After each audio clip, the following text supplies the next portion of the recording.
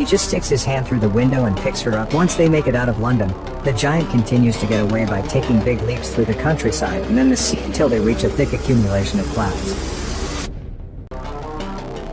Welcome back to today. I will show you an adventure, family, fantasy film from 2016, titled The BFG. Spoilers ahead. Our story begins late at night in an orphanage in London. The matron comes to the front door to lock it up, but she gets distracted by a magazine that was slipped under the door with the mail.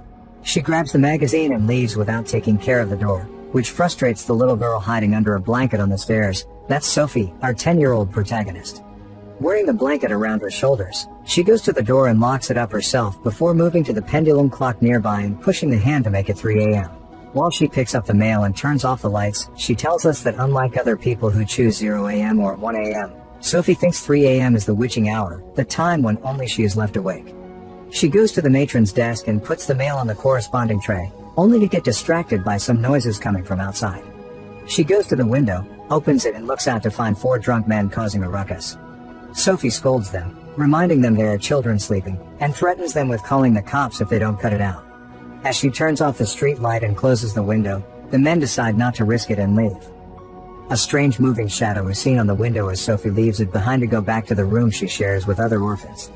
Once she's back in bed, she covers herself with her blanket, puts on her glasses and turns on a flashlight to continue reading her book. When the matron comes by to check on the kids, she turns off the light and hides under the covers, only to turn it on again as soon as the matron is gone. Not much reading is achieved afterward because Sophie soon hears a noise outside and decides to check it out.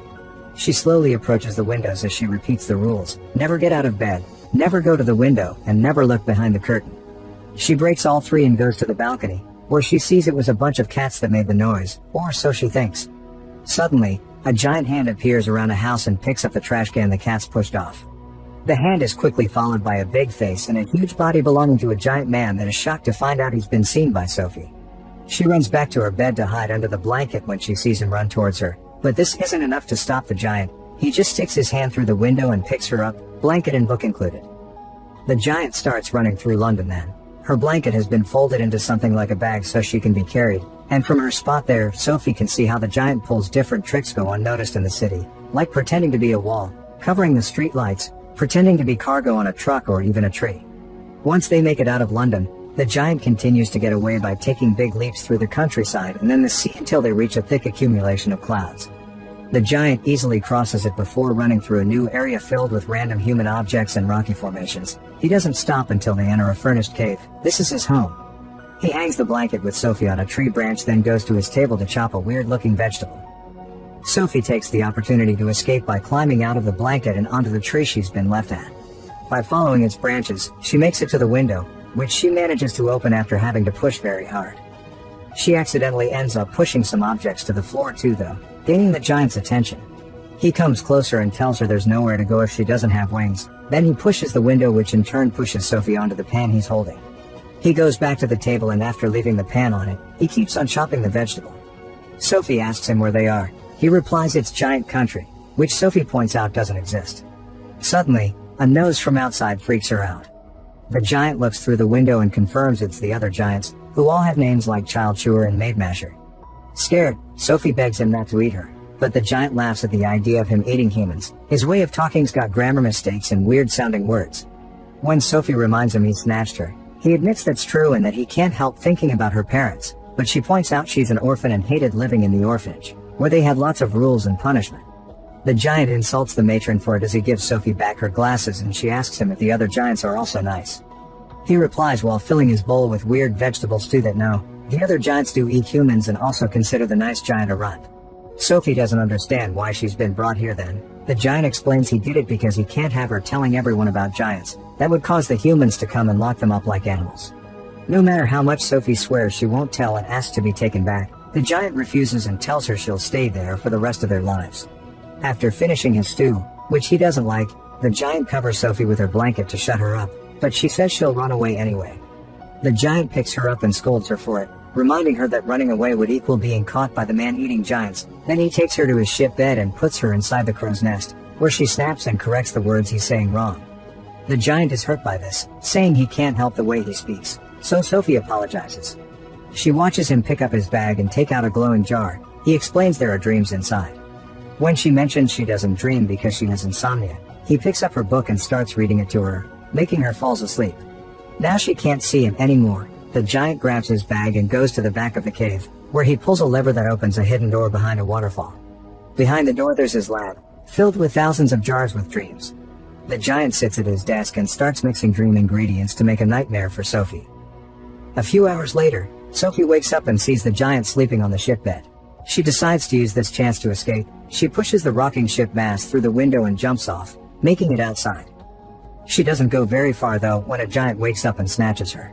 The gentle giant sees this but ignores her pleas of help, so Sophie is eaten by the bad giant. This turns out to be the nightmare the giant made for her. Sophie discovers as she wakes up for real in the morning. As he takes her from the bed to the table, the giant explains he did what he had to do to keep her safe. He sits down to have breakfast, and Sophie notices a bottle with a liquid that fizzes down instead of up. The giant tells him it's Frobscottle, the only thing giants drink, and takes a sip, which causes him to pass some gas. They're suddenly interrupted by the leader of the man-eating giants, Flesh Lump Eater, who wants the gentle giant to heal his boo-boo. While Sophie hides behind the objects on the table, the gentle giant tells him they can do it later, but Flesh Lump Eater demands it happen right now. The gentle giant grabs a bucket of water, which scares Flesh Lump Eater, and some cloth that he uses to start taking care of the wound. While he's busy with that, Flesh Lump Eater sniffs the air and asks the giant if he's acquired a new human, because he can smell one. The giant denies it as Sophie hides inside the weird vegetable, a snoscumber, but Flesh Lump Eater says he's hungry and keeps searching.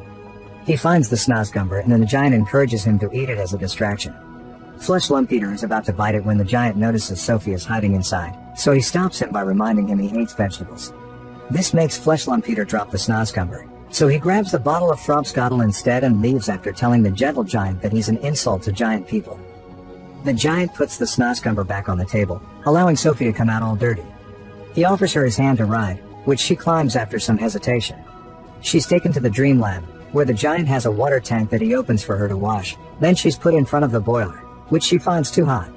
After putting her on the table, the giant gives her a box of human clothes, so she changes under a sheet while the giant puts her things in a hole on the tree for her to sleep in. When he turns around, Sophie is wearing a dress and a jacket that makes him look gloomy. He picks her up and takes her to the tree hole since he needs to leave for work. When Sophie asks what his job is, the giant says it's a secret, but admits it's about catching dreams when Sophie points out she can't tell anybody. Sophie wants to go with him but the giant refuses. She tries asking again after turning around her jacket and coming out of the tree, begging and pleading over and over until the giant gives in and accepts. With Sophie riding his shoulder, the giant leaves the cave and shows her how the other giants sleep on the field during the day. He carefully and silently sneaks around them to make it through the cliff, but Flesh Lump Eater suddenly wakes up and catches him by his leg. Sophie falls and runs to hide in a nearby car, dropping her blanket behind her, while the bad giants throw the gentle giant around as if he was a football. They get an idea for a game then. The giant that has Sophie's friend grabs a car and takes them to one side of the hill. Another giant picks up two other cars, including the one that has Sophie, and takes them to the other side. The gentle friend is put on top of the car and pushed downhill while at the same time, the other giant comes down from the other side standing on both cars. Seeing his crashing is imminent, Sophie grabs the steering wheel and pushes until she manages to turn the car, making the giant open his legs and hit his crotch against the gentle friend. The giants find all this very amusing, and they're ready to do more bullying when suddenly it starts raining. Since they're all afraid of water, they run to find cover while the gentle giant picks up Sophie and her glasses and gets away. Meanwhile, the bad giants find Sophie's blanket and sniff it. They're sure there's a human around now. After a long walk, the giant crosses another thick accumulation of clouds and they make it to Dream Country, where it's already nighttime. The giant tells Sophie he can hear what the stars, animals and trees say to each other before putting her down on the ground. She walks towards a lake that reflects a giant tree with lights that don't appear on the actual tree. The giant admits then that he used to be called Big Friendly Giant before jumping into the lake. Sophie follows him and lands on the reflective land, which is the place where the giant catches all the dreams that are poured out from the tree's leaves. There's a particularly energetic dream that the giant has trouble catching, so Sophie guides him through it. He manages to catch it when it's approaching the girl and, after putting it in a jar, the dream draws Sophie's face. The giant encourages Sophie to chase some dreams, which she does after a moment of hesitation. After running after some different lights, she catches a red one, which makes the giant quickly take it away from her hands and lock it in a jar for being a nightmare. He explains that it says look at what you has done and there be no forgiveness. The giant suddenly disappears then, so Sophie calls out for him, worried. But it turns out he's just left the lake, and he's now pulling her out as well. As they make their way back, Sophie decides she'll shorten his name and start calling him BFG. A few hours later, they arrive at London, where BFG uses his dream trumpet to spread dreams among sleeping children. While working, he tells Sophie he's as old as Earth itself and that he can hear children's hearts, including hers. After watching a kid dream about the American president, they leave London, but suddenly have to stop and hide when they hear the man-eating giants return from the city as well. They had been snatching and eating humans. After they're gone, BFG asks Sophie about her blanket, and she says she left it on giant country, which worries BFG. We suddenly cut to a sleeping Sophie, who wakes up in front of the orphanage. She thinks she's dreaming, but she isn't. BFG appears at the end of the street and explains the other giants will know about her because she dropped her blanket, so he must leave her there. Sophie won't accept it, so BFG tells her about a boy that used to live with him and he couldn't save from the giant's hunger. This doesn't scare Sophie, but BFG leaves anyway. Sophie goes back to her bed in the orphanage and remembers BFG told her he can hear everything, so she goes out to the balcony and jumps, knowing he's still around. She's correct. BFG saves her before she reaches the ground and decides to take her with him. Flesh Lumpeter sees them when they make it back to giant country. Once inside the dream lab, they're trying to think of a plan when suddenly the bad giants barge in and start destroying everything as they hunt for Sophie, who is hiding in her tree hole. The giants' noses take them to her spot though, so she must leave the tree and sneak around the lab to escape them. After a failed attempt at entering BFG's bag, she enters a different tree hole, where she finds the previous boy's room filled with furniture and drawings. Flesh Lumpeter is about to find her there, so BFG finally gains some bravery and starts driving the giants off, first hitting them with a hot iron and afterward threatening them with a bucket of water. Meanwhile, Sophie finds a portrait of the queen in the tree hole, and that gives her an idea. She goes out and after telling BFG she thinks he speaks beautifully, she tells him she has a plan. They'll go ask the queen for help. For this, they're going to need a very special nightmare, so they move to BFG's desk to prepare it. They mix the sparks of kids, giants eating children, the army, Sophie and the BFG with a nightmare and put it in a jar. The plan is to make the queen dream this to scare her, and she'll wake up to see Sophie and BFG at her window. BFG refuses to be seen by more people though. We cut then to Buckingham Palace, where we see Sophie's managed to convince BFG to come anyway. After sneaking around the soldiers, they make it to the queen's window, where BFG blows the nightmare into the queen's mind. When morning arrives, the queen wakes up quite distressed, and she speaks of her horrible dream to her staff, Mary and Mr. Tibbs, who have arrived to bring her breakfast. As the queen describes the men-eating giants, Mary opens the newspaper and sees children have been disappearing, which matches the queen's dream. Getting suspicious, the queen asks Mary to draw the curtains, which allows them to find Sophie standing on the windowsill. She mentions her giant friend brought her there, which makes Mr. Tibbs call the soldiers to the garden. The queen realizes everything she's seen in her dream is true and asks Sophie to introduce them to her friend. Sophie calls BFG out after the queen promises she won't hurt him, but he is scared so he doesn't come out until Sophie asks him to be brave. The soldiers surround him when steps into the garden, but the queen is true to her word and makes Mr. Tibbs tell the soldiers to stand back. BFG approaches the window and bows for the queen, telling her they've come to bring her assistance. The queen accepts, but first, she must change.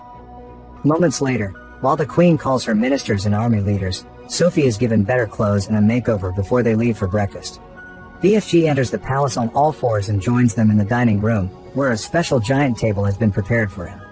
A colossal amount of food is brought to them then, and when BFG tries it for the first time, he's delighted by the taste and decides he won't have snozcumbers ever again. He dislikes the coffee though, and spits out all over some of the butlers. He thinks a better drink is needed, so he takes out a bottle of Frobscottle from his bag and gifts it to the queen. The army leaders arrive then, and the queen orders them to defeat the bad giants at Giant Country, which they'll reach by following BFG's guidance. After pointing out his country is outside the map, BFG pours Frobscottle for everyone, even the corgis. They all toast to his name and take a sip, which causes them to pass some gas. The queen declares it's time to execute the plan then. BFG runs back to Giant Country. The army follows him on their planes. When they reach the thick clouds, the plane's radars and controls go crazy, but they manage to cross safely anyway. The army decides to stay back and wait for the right moment while BFG and Sophie return to the Dream Lab. There, they make a new nightmare for the giants using the one she caught at the lake. This one will cause horrible despair. After the mixing is done, they take the jar outside, and BFG tells Sophie her own dream is having a family, which she can't achieve if she stays there. BFG tells her not to worry though, because he'll always be there for her and able to hear her with his overly big ears.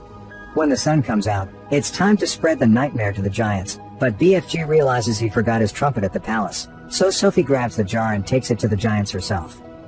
She walks to the middle of the sleeping giants but fails to open the jar.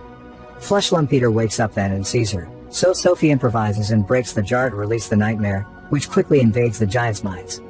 Flesh Lumpeter catches his and crushes it, but the other giants are affected by it, so they start running around as guilt consumes them. Getting angry, Flesh Lumpeter tries to snatch Sophie, but BFG jumps in to defend her. Flesh Lumpeter picks him up and is about to punch him when his arm is suddenly grabbed by some wire. The planes are finally here. Sophie runs around the field to avoid being hit as the army descends on them, capturing all the giants with wires and nets. BFG comes to pick her up to keep her safe, and together they watch the planes fly away, carrying the giants with them. They are taken to an isolated island they can't escape, and the only food they're left with is the disgusting snozcumber and its seeds. Meanwhile, Sophie returns to London, where she moves to Buckingham Palace to live with Mary, Mr. Tibbs and the Queen's corgis. The movie ends with Sophie waking up one morning and telling us about the dream she had of BFG living happily in his country with new, better tasting vegetables to grow in his garden. She approaches the window and, like she always does when she's lonely, she whispers words to the wind, knowing they'll reach BFG. Back in Giant Country, BFG smiles when those words reach his ears. Make sure to subscribe and turn on notifications so you can watch more videos like this. Thanks for watching.